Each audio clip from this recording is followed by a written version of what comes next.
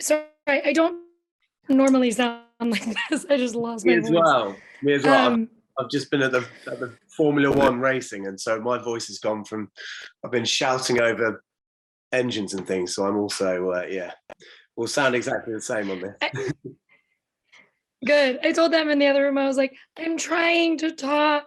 But yeah, so this movie is really interesting, especially because your character plays an important part in Siegfried's journey. And so Ivor is obviously an actual human. So what was kind of your approach to learning about him and bringing him to life for Benediction? Well, I did the sort of the usual. I don't know, sort of did my dues, I guess, and in sort of researching and I watched some of his movies and things. But really, this is the story of Ivor through Sassoon's eyes. So Sassoon was an avid diary keeper, kept diaries throughout his life, but the years that he was with or was knew Ivor Novello, he destroyed the diaries from. So that sort of gives you an idea of how he viewed Ivor. So I sort of took that as a great opportunity to play him as a real bastard, really. And it's always a lot more fun when you can do that.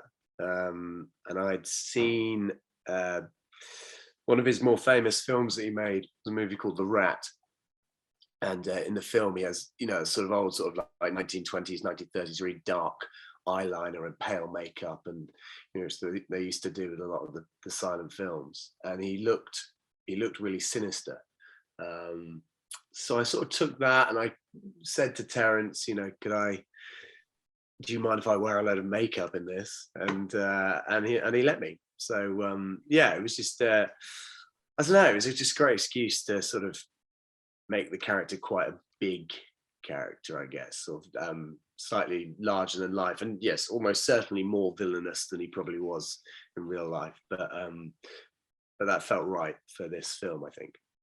Yeah, and I like that first moment, or like that first kind of interaction you see with them, where he tells what we assume is his ex-lover to just leave the keys, and the guy just drops them on the floor because Yeah, he's mad at him.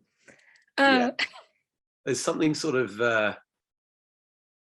I won't say who by name, but there is a actor who I worked with some years ago, very famous American actor who has sort of had some allegations and things, and is now oh no. in part of the cancel culture. And he was a bit of an inspiration for that. And I'll let readers of this go through my IMDb history and decide who Yeah, that might be. they're instantly on IMDb looking for who it is.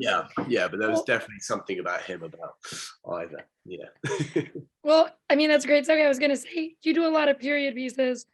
I'm a theater kid, so I love Mamma Mia and Mamma Mia. Here we go. That's not great.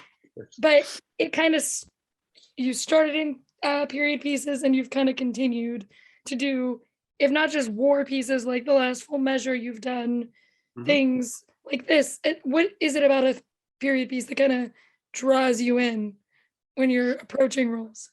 I don't choose it. I think it just happens, It's the The roles. period dramas just choose you.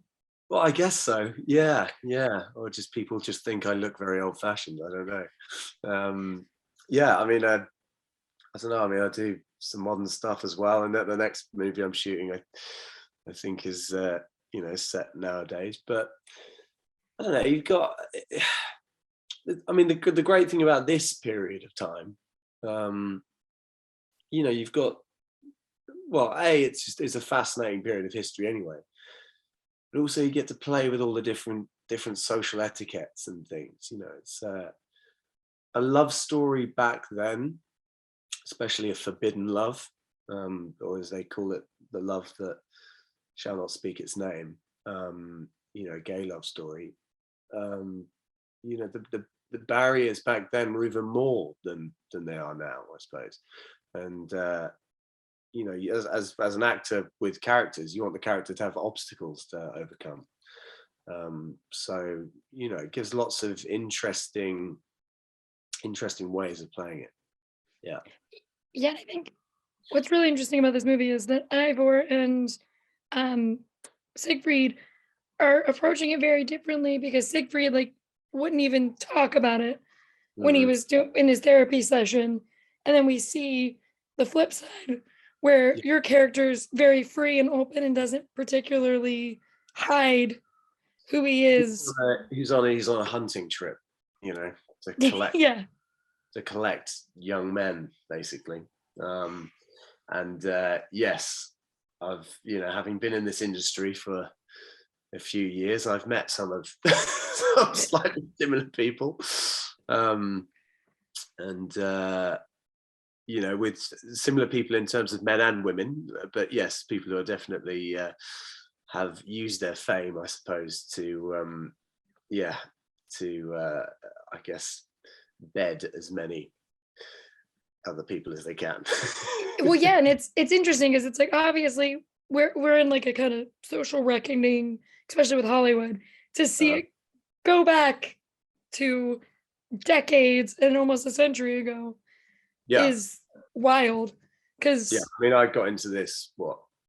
I sort of got into the business properly in about 2010, and then it was, and I was shocked by some of the things I saw originally, and then it was only about 5 years later that the whole sort of, I guess it all sort of kicked off with the Harvey Weinstein case, who I'd just been in Cannes with and all this sort of stuff, and a few people in sort of my past that I you get into the industry and you're young and you're naive, and you sort of think this is just normal behavior, and it's a bit scary looking back on it. well, and it's I think we're very similar in age. I'm 30, but I'm and so like 31, so there we go. Yes, we are. Yeah, to think so about it. it's strange seeing like actors I grew up with now in this, and it's with Mm, this movie especially, we're only seeing it through Sassoon's diaries and how he viewed it, but it's mm. very clear like, oh, okay, it was happening back then as well. We just didn't document it or didn't care to the extent that it is now.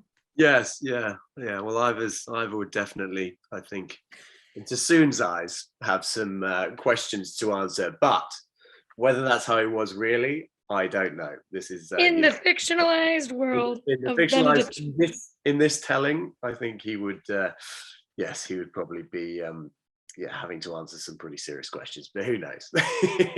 Well, so you and Jack obviously had to work very closely together. Yeah, How did you guys kind of work on that relationship with one another? it was just very easy with Jack. I mean, he's a great actor. Terence is a good director. We didn't do rehearsal particularly. We all sort of turned up with our, well, I didn't anyway. I sort of turned up with my idea of what I wanted to do, and it's always a strange thing when you do it for the first time on set and you go, shit, was what that's about. What is what I've just done, what the director was expecting me to do. I actually auditioned for another role in this, when I'd sent a tape. So this was the first time I'd sort of done Ivan Novello, was on camera. And Terence knows exactly what he wants. And so you get one take, two takes, maybe. I mean, rarely more than that. And then you move on. So it's quite fun. It's sort of, in a way, it's sort of almost like doing theatre, you sort of get one shot. And that's it. Well, this cast obviously like I love Peter Capaldi, but he is an older version of Sassoon. So like, who did you get to actually meet and interact with? So I think the person I was probably most excited by working with was Simon Russell Beale. Hmm. I've been a huge fan of for a long, long time. He's in one of my favourite movies, The Death of Stalin, and he's brilliant in that. And I just like made a face. It's a good movie. yeah, he's such a, I mean, that's just such a great film. So yeah, I mean, but it's, that's the thing about a director like Terence. He's a very sort of stylized almost way of making films. I was sitting there, and on set you have the director, and then you also have an assistant director who's calling action and cut and all that stuff. And the assistant director would say to Terence, "Look, we need to go and get some coverage, some extra shots that we hadn't shot and things." And Terence just went, "No, I'm not going to use it." He said, "I won't use it." you know, or the assistant director would say, you know, what, should we go and get some close-ups? And he went, no, I've got everything I need. We'll move on. So it was exciting. And to do that, I guess you have to be with actors that you, I don't know, I mean, for me, just, you know, admire, and yeah, they can just, if you don't know how many more chances you're going to get to do that scene, so you might only do it twice, and you know, you've got to get it. Which is quite fun. Like, I like it. I like it because actually a lot of filming, and I think a lot of filming can be very boring. And I remember my fiance, I said to her recently, I was filming and she'd come out to visit me, and I said, oh, do you want to go to set? And she was like, no, it's so boring. Like, you know, it's just hanging around all the time. Much rather go and see the city and stuff. So you know, when you work quickly and it's sort of I don't know, you're sort of riding by the seat of your pants. It's refreshing. And the minute we meet your character, he's singing, and you've sung in the past. Is that ever kind of daunting for you to know, like, all right, I'm right out the gate singing in front of all of these people, as the first thing they see of me? Yeah, and I think that was one of the first things. And in the it was sung live on set. Oh no. But to do that means that I had an earpiece in which plays the music, but it means that no one else can hear the music. So no one else knows I'm pretending to play the piano. No one else can hear that. They just see me going, the camera tracking forward, me going, and suddenly I'm singing with no backing track. These people haven't heard the song before. And yeah, it must have been weird. Must have been really weird. But I don't know. I never considered myself a good singer. So it's it's surprising and flattering that I keep getting asked to do it. Well, I mean, you were the saving grace of Pierce Brosnan jokes in Mamma Mia, Here We Go Again. Well, I mean, say what you like about Pierce Brosnan singing, but I got the record for the most number of takes for a song that never even made the movie. And I think I did about 48 takes, I think, of one song, with, you know, Lily James being incredibly patient, and the Benny from ABBA accompanying me on piano. And I think after sort of 45 takes or something, he said, it's okay, we've got it in there somewhere. What would you mean? Like, you're going to cut together 48 takes of me singing? But on this one, you know, I did have to do it live. So yeah. And you said you probably only had 2 takes. You just had to go. We did have a few of the singing. So yeah, there was a big camera movement. So luckily I got to do it a few times. I always like to end on this. What are you excited about audiences getting to see Benediction? Like, what do you hope they take away from it?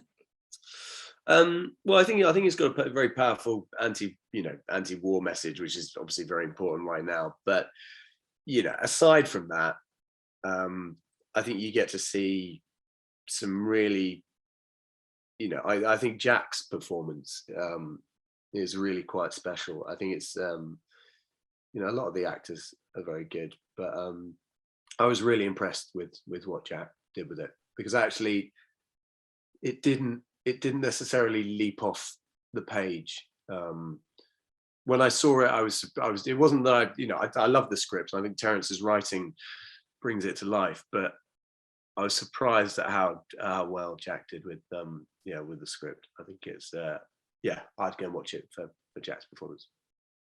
Yeah, I agree. I can't wait for people to get to see it. I think you're incredible in it, and I think Jack is great as well. Yeah, well, if you get to see me being a complete bitch in eyeliner, so go and see it for that as well. Yeah, that's the tagline that they're gonna send out. Yeah, that's it. Yeah, Jeremy being a bitch in eyeliner. Yeah. Yeah, and heavy makeup. Yes. Yeah. Exactly. Thank you so much for talking. Thanks so much. Thanks for your time. Cheers. Yes. Cheers. Bye.